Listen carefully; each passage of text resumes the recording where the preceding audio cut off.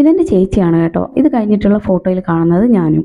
രണ്ടുപേരും ചെറുപ്പത്തിലെ അത്ര തടിയൊന്നും ഉണ്ടായിരുന്നോ എന്ന് പറയാൻ പറ്റില്ല. ഞാൻ കുറച്ച് തടിയൊക്കെ ഉണ്ടായിരുന്നെങ്കിലും ചേച്ചിക്ക് അത്ര തടിയൊന്നും ഉണ്ടായിരുന്നില്ല.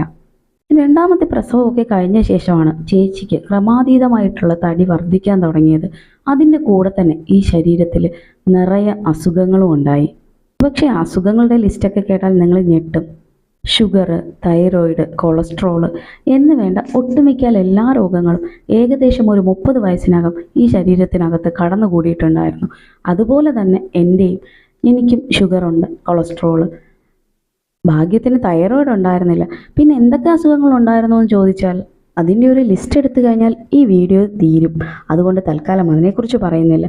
എന്തുതന്നെ ആയാലും അത്യാവശ്യം മോശമല്ലാത്ത രീതിയിൽ എല്ലാ രോഗങ്ങളും ഉണ്ടായിരുന്നു എന്ന് തന്നെ പറയാം. അപ്പോൾ ഇങ്ങനെ ഇരുന്ന് ഞങ്ങൾ തടി കുറയ്ക്കണമെന്ന് ആഗ്രഹിക്കാൻ എന്താണ് കാര്യമെന്ന് ചോദിച്ചാൽ അത് അസുഖങ്ങൾ തന്നെയാണ് കേട്ടോ.